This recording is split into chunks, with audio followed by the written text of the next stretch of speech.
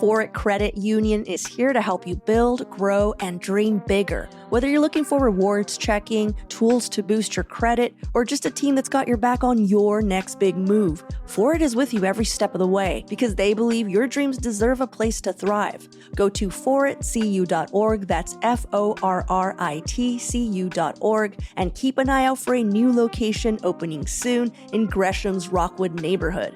Federally insured by NCUA. You might have heard a number of disturbing headlines in recent years about attacks that have occurred on or near TriMet buses and MAX trains in Portland. And a customer survey conducted earlier this year by TriMet itself found that about half of riders don't feel safe riding public transit. But TriMet has quadrupled its safety budget in recent years, and both calls for police service and operator assaults are down. So is riding the bus and MAX actually getting any safer? Today on CityCast Portland, we're talking with Andrew Wilson, TriMet's Executive Director of Safety and Security. He's updating us on what the transit agency is doing to not only keep its riders safe, but also to change the perception of safety on our city's transit system. It's Tuesday, November 26th. I'm Claudia Meza, and this is what Portland's talking about.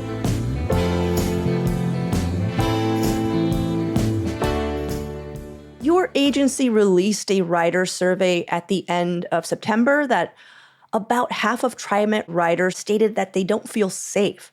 Now, before we start talking about everything you're doing to fix that, because, you guys are doing a lot to fix it, why do you think people feel that way? Well, I think we're battling largely a perception of safety. And this is not just here at TriMet, but this is in the community, the broader metro area. This is also a national trend where you're seeing folks really start to fear public spaces, public transit in particular. I think some of that is informed through some of the media coverage of specific high profile, really violent kind of salacious kind of events that happen. But those are kind of outweighed by the fact that we're providing 1.3 million rides per week, and generally the vast majority of folks are not going to experience those types of incidents out there. I'll say also that our actual approval rating has actually gone up 5% in the attitude and awareness survey, and also we see better results from those that are actually riding. And that kind of skews that number a bit because a lot of folks in there have not actually ridden, or they're classified as non-riders.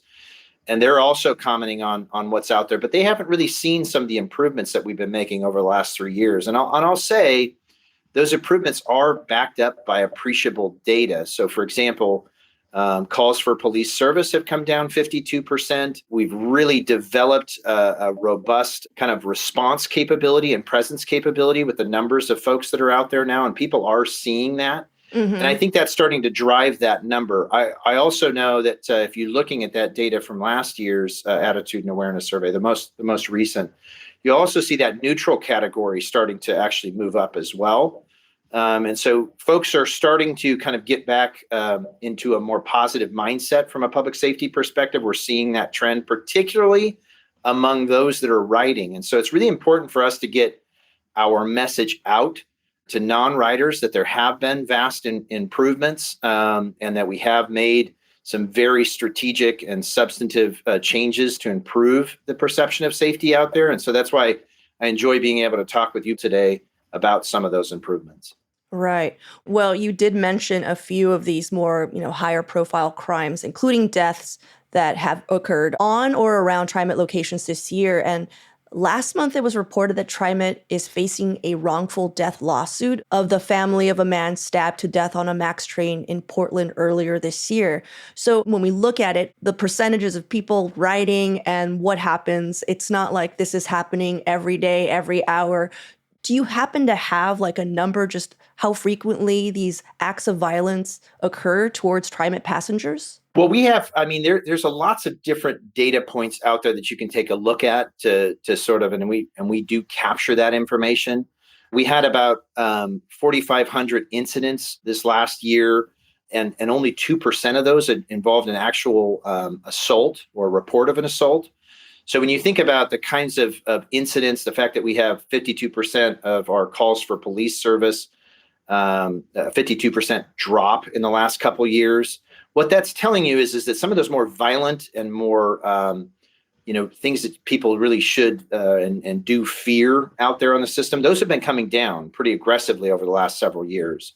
What we see more of is incidents of like somebody in the throes of mental health issues or drug addiction issues, type 2 crime, which also contributes to people's perception of safety. You know, if you see somebody in a mental health disorder kind of state where they haven't taken their medication, they've fallen out from their connectivity to a social outreach service, et cetera, and they're yelling, they're screaming, they're being erratic, that causes everyone on the train or bus to become concerned. We know that. I've been out there when that kind of stuff happens. And so that may not actually end up in an assault scenario, usually would never, but it still causes people to be very, very threatened and feel unsafe for good reason, right? So 4,500 incidents, 2% assaults, that would be like 90 assaults per year. Is that a fair ballpark? I think that math works, but I will say it's report of an assault too. So, So there might be assaults that aren't reported is what you're saying. No, what I'm saying is that a report of an assault may not actually bear out to meet the statute of an assault.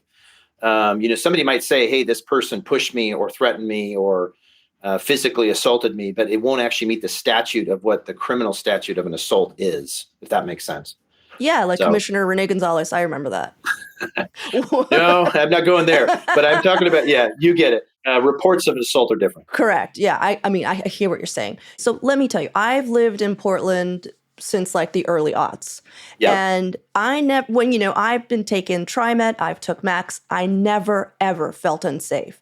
And I feel like the turning point for me where I was just like, oh, that can happen, as you know, probably what I'm going to say is 2017, when Jeremy Joseph Christian fatally stabbed 2 men and injured a third, after he was confronted, shouting racist slurs at 2 Black teenagers.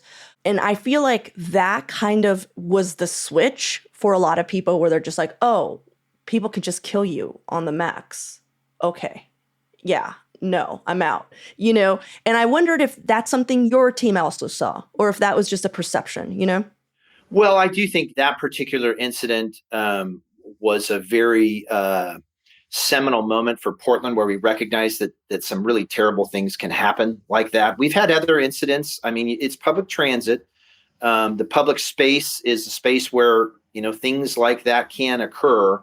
Again, I go back to it's still the safest form of transit in the area, and 1.3 million rides a week are not going to be something that's experienced. But that moment for us, obviously, whenever there's a loss of life, is just a terrible outcome for us, our community, but obviously TriMet.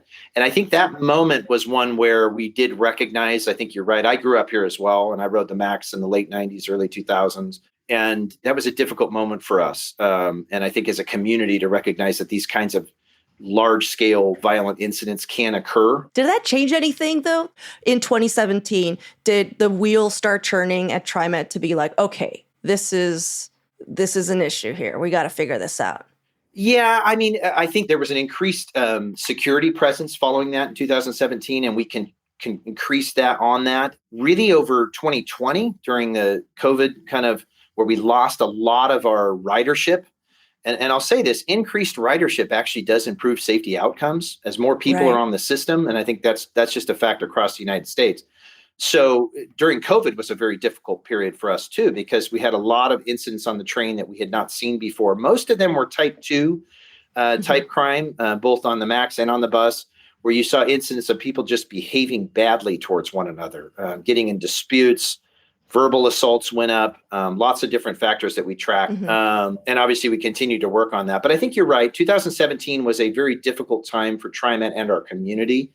And some of these outcomes with increased presence have been coming out of that, as well as 2020 and our COVID experience. Right. Okay, well, let's take a quick break here. And when we come back, what TriMet is doing to make riders feel safer.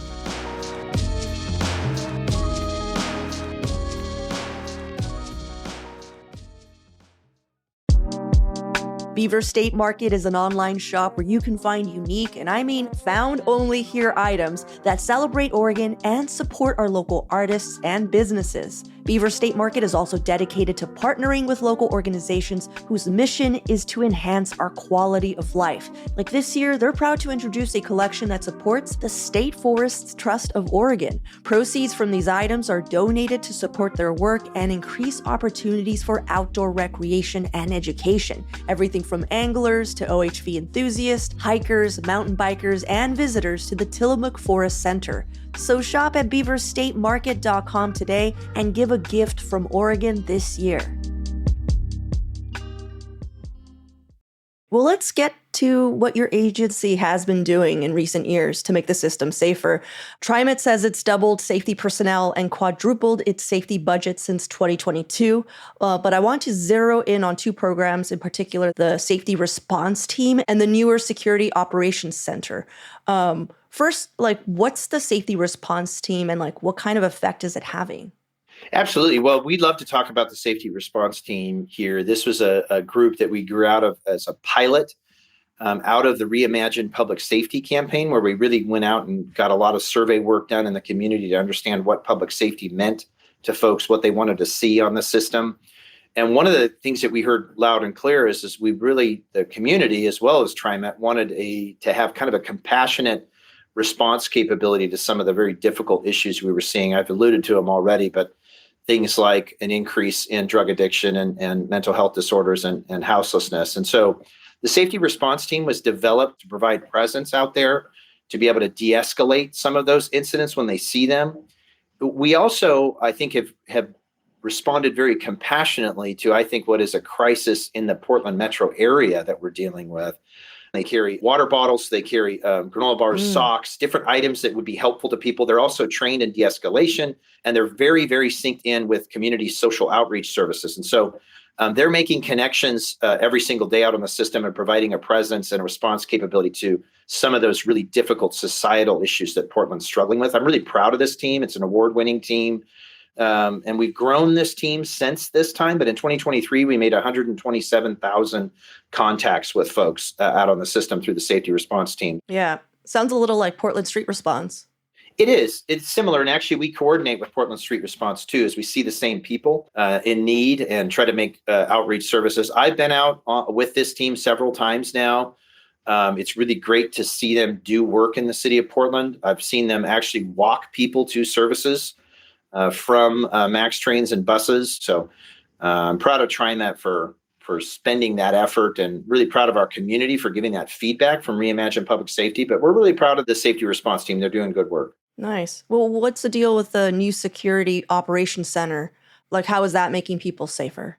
Yeah, well, we have more than 475 people now working in the security division here at TriMet. And so when you think about that amount of personnel that's out there, they really need a ability to be dispatched, to be tracked in terms of where their presence is and what they're providing. And this is what the Security Operations Center does for us. So it's kind of like a nerve center for all that activity that's out there on the system.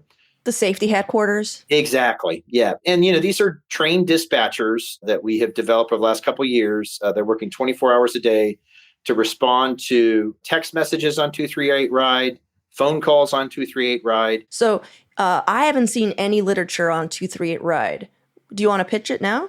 Yeah, well, we absolutely want people to get in touch with us. And if you call 238 Ride or text into 238 Ride, you're going to have the ability to communicate with our 24-hour Security Operations Center. So if you're out there on the system and you see something that's negative, or you're getting concerned and you want to communicate with security what you're seeing, that's an option to you. You can also go out to TriMet.org as well. There's a button for security on there where you can actually communicate directly with the Security Operations Center.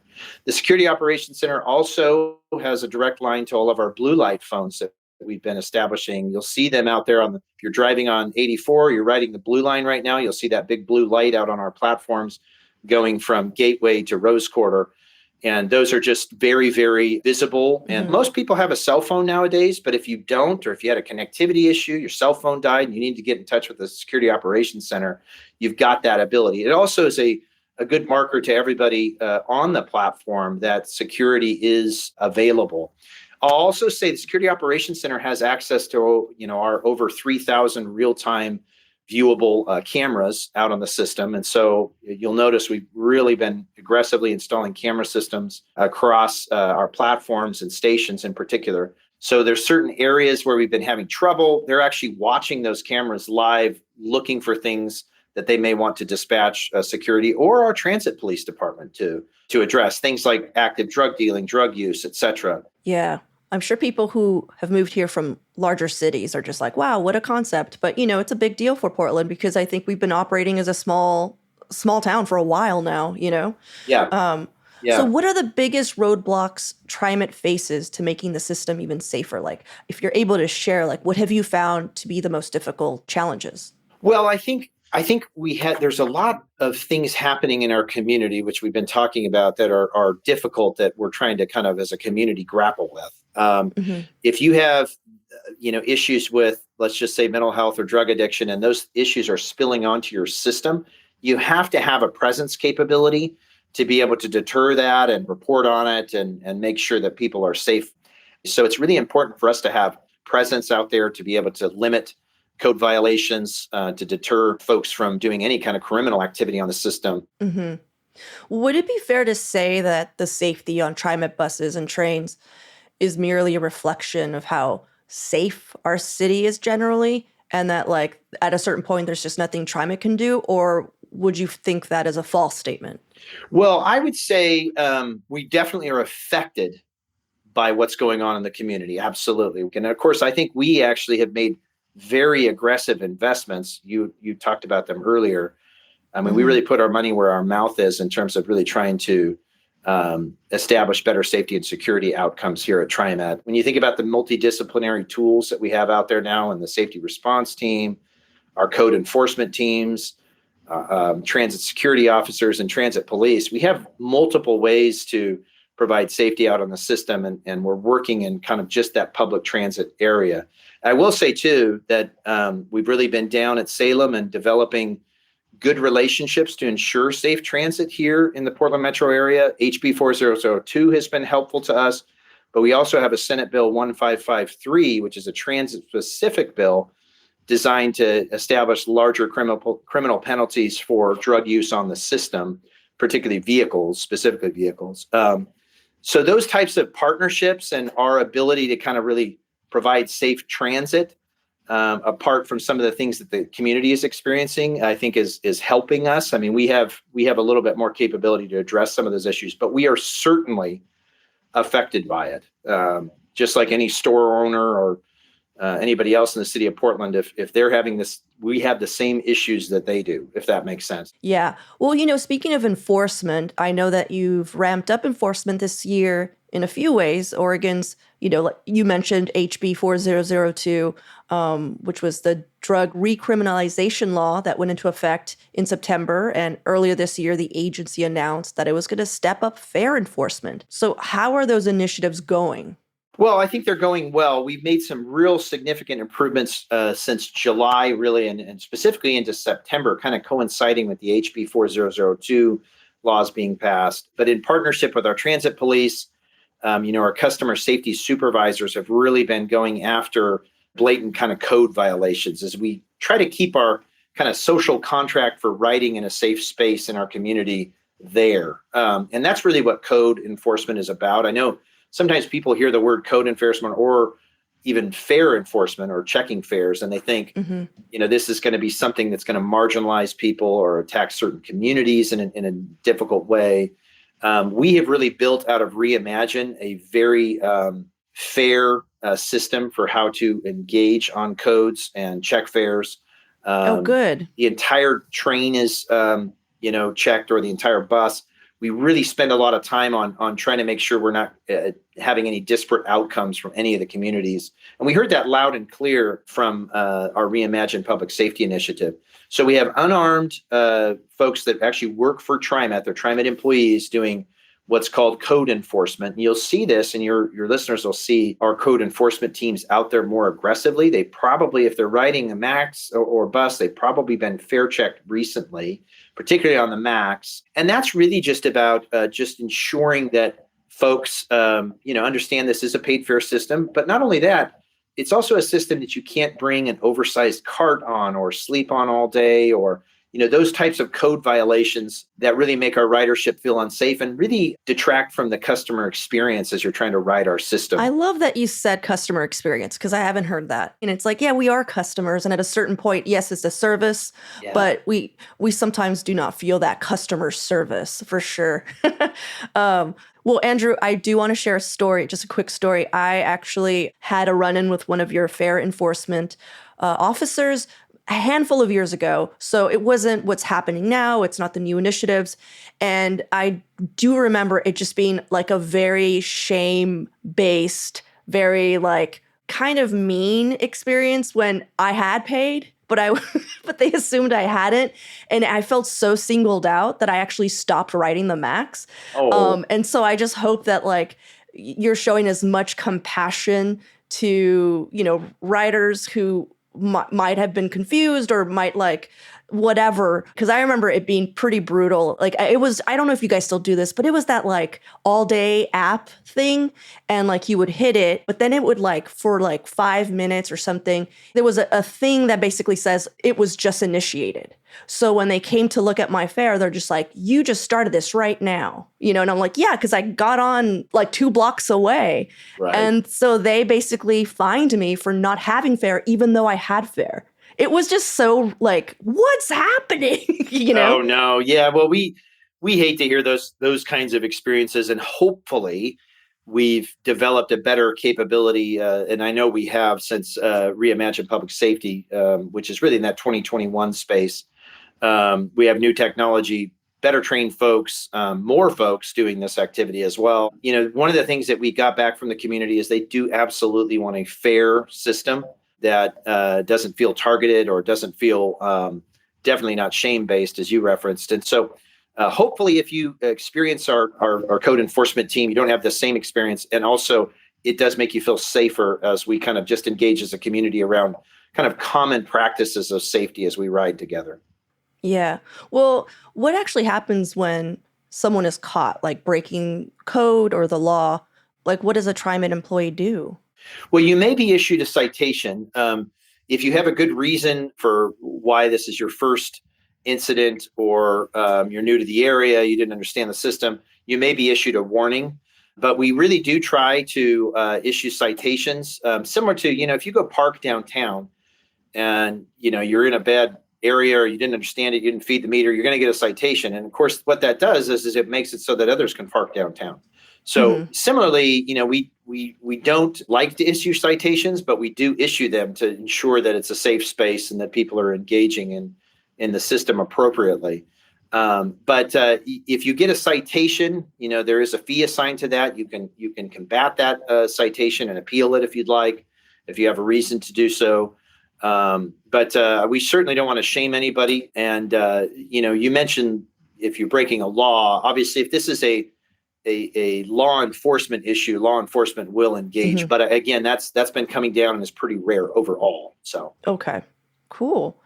Well, Andrew, we really appreciate your time. I have one thing to pitch you, which I'm sure you've heard so many times. I know this is people's favorite, like at Metro, I know for PBOT, I know for TriMet, I know for all these agencies, they love hearing about the ferry.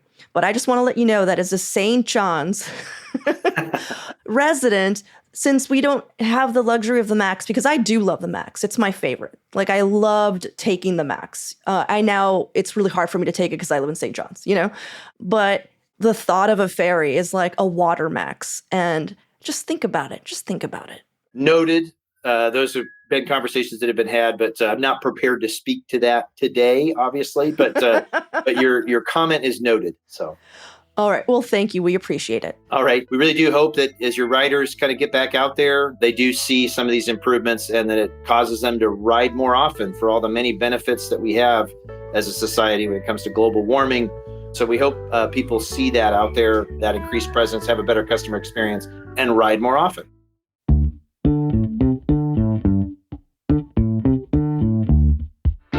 That's all for today here on CityCast Portland. Thanks so much for listening. If you enjoyed the show, please share it with a friend, rate or leave us a review. It really does help us out. We'll be back tomorrow morning with more from around the city. Until then, see you at Slim.